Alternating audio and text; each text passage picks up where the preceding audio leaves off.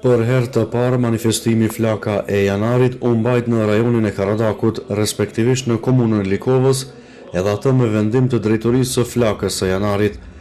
Manifestimi qendror Flaka e Janarit 2026, me të cilën nderohen martirët e kombit përmes vlerave të artit, në përvjetorin e vrasjes të nizarët adhëtarëve Jusufe Bardosh Gërvalla dhe Kadri Zeka, këtë vit u mbajt në shtëpinë e kulturës në fshatin Mateç të Likovës.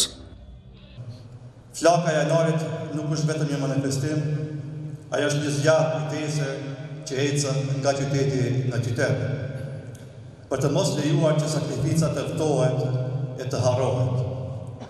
Pas kërçovës dhe festivalit, sot kjo flakë vjen në kumanor e Likovën tonë legjendare dhe ashtu siç ka ardhur do të vazhdojë të udhtoj, sepse kujtesa kombëtare nuk njeh kufi e as ndalesa. Sot jemi mbledhur këtu për të kujtuar dhe nderuar me respekt më të thellë emra që ndryshojnë në historinë tonë kombëtare. Për të nderuar Jusuf Gërvalla, Bardosh Gërvalla, Kadri Zeka, Recep Mala e Nuri Berisha, që me veprën, mendimin dhe sakrificën e tyre, ata u bënë zëj fuqishëm i lirisë dhe dignitetit shqiptar në kohët më të errëta.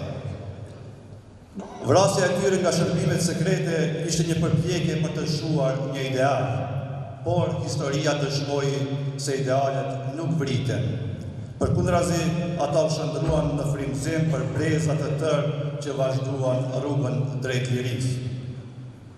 Ideali i këtyre trimave u bë udhëheqës edhe për brezin e luftëtarëve të UÇK-s, të cilat në këto troje ngritën armën jo për pushtet, por për dignitet, barazi e liri kombëtare. Komuna e Likovës është një komunë rurale, por ka një historik të jashtëzakonshëm, duke pas parasysh veprimtarët dhe të gjithë ata banorë që sakrifikuan në të mirë të çështjes kombëtare. Andaj ju përshëndes nga zemra të gjithëve, ju dëshiroj një natë të këndshme dhe këta organizime që i mbajnë çdo vit, do i mbajnë edhe në të ardhmen në të mirë të kujdeses për të gjithë të rënët. Në 17 janar 1988, në tokë të huaj, ranë nga plumbët e armikut Kadri Zeka, Jusuf Gërvalla, Bardosh Gërvalla, veprimtar të shquar të sheshës kombëtare, intelektual dhe adhëtar të palëkundër, të cilët me fjalë dhe vepra i dhanë zë lirisë së kombit shqiptar. Ato pranë tinëzisht, por nuk u shua as ideali tyre, as rruga që kishin hapur për brezat që do të vinin. 2 vjet më vonë, më 11 janar 1984, Recep Mala dhe Nuri Berisha ranë heroikisht në një luftë të paparabartë me forcat e policisë serbe, duke dëshmuar se liria kërkon kuxhem, vendosmëri dhe gatishmëri për klient. Regjimi që i vrau mendoj se në eliminimin gjithësisht të tyre do të shuhej edhe ideali për të cilin ata punuan dhe sakrifikuan, por historia dëshmoi të kundërtën. Me rënien e tyre nuk u shu ideja, por kundërzi ajo u shndrua në flakë, një flakë që ndryshoi ndërgjegjen kombëtare dhe që vazhdon të gjigjet edhe sot, si simboli sakrificës së supline dhe rezistencës së pathyeshme. Ata u pra, por pas tyre mirat të që ngritën, u rritën me amanetin, idealin, veprat e tyre dhe gjaku i tyre u bë ushtrim lirie. Qëndresja e tyre armatosur u bë frymëzim për rezistencën e mëvoshme dhe për luftën çlirëndare. Të nderuar të pranishëm, Flaka e Janarit nuk është thjesht për kujtim në këtyre emrave të shquar, ajo është simboli një epoke të rezistencë, një brezi që nuk pajtua me robëri dhe një ideali që nuk pranoi kompromis me patricinë. Ajo përfaqëson zërin e atyre që nuk kishin frikë të thoshin të vërtetën, edhe kur ajo e vërtetë kushtonte me jetë. Lufta e pandalshme e atyre që dhanë jetën për liri nuk ishte e rastishme. Ajo ishte pjesë e një zinxhiri të gjatë qëndrese i cili ka mbajtur gjallë frymën e çlirimit për shekuj me radhë.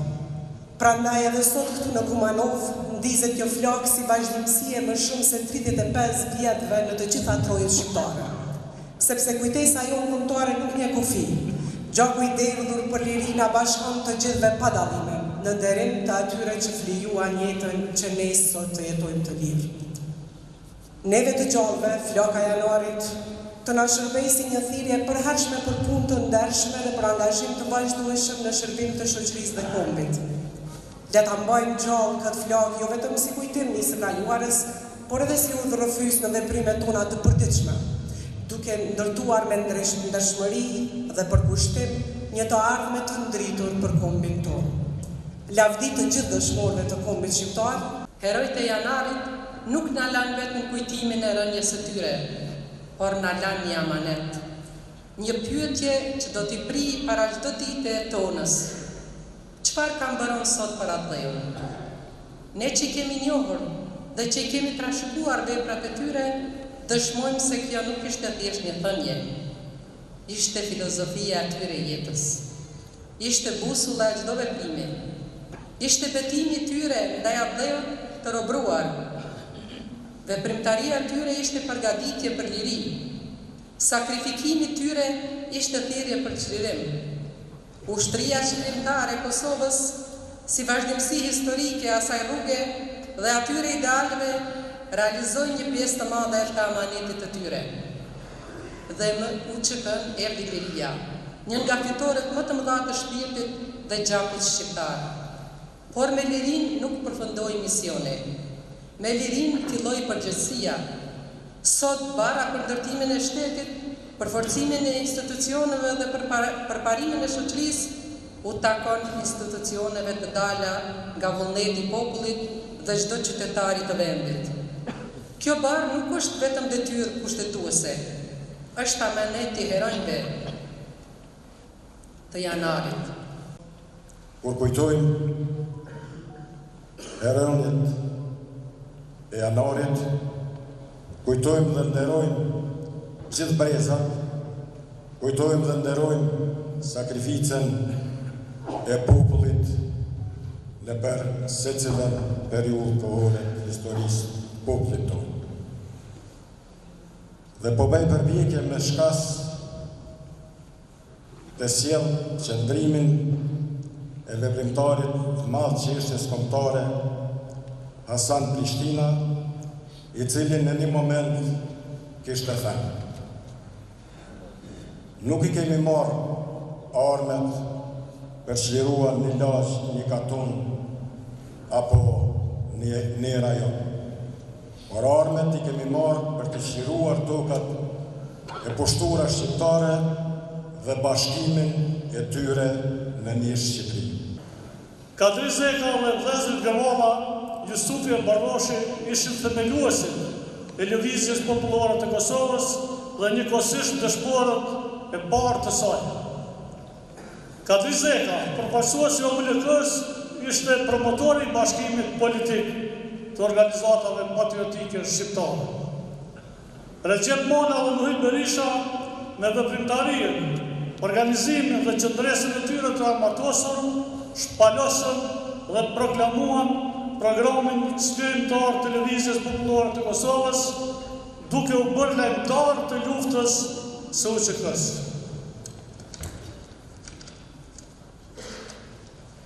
Pasardhës të denjë të këtyre herojit e të këtyre profetit kombëtar, Gjergj Kastriotit Skënderbeut dhe të heronjve të tjerë të Janarit, të dhënjes e të krenarisë kombëtare, Isa Buletinit dhe të Ismail Qemalit, Jusufi, Kadriu, Barroshi, Recepi dhe Nuhiu, ringjallën shpresën dhe ndezën plakadanin që nuk do të shuhet deri në zgjidhjen e drejtë e të plotë të çështjes shqiptare. Vëllezër e motra, spaku është detyrim moral e kombëtar, rënët për liri. T'i kujtojmë, t'i ngrisim sa më lartë, sepse ata janë vërtet kontribucët më të mëdhenj që sot Kosova është shtet. Ata janë kontribucët më të mëdhenj që na edukuan, na frymëzuan, edhe shqiptarët e Maqedonisë. Janë shtet formues për të qëndruar besnik manifestit të tyre që kanë dhënë në të gjitha periudhat që kanë vepruar. Lavdi të gjithë raunëve për liri. Faleminderit. Faleminderit që bashkoheni me ne për të ruajtur kujtesën dhe për të çuar përpara amanetin e brezave që sakrifikuan, për të vazhduar rrugën e unitetit, krenarisë dhe shpresës së shqiptarëve.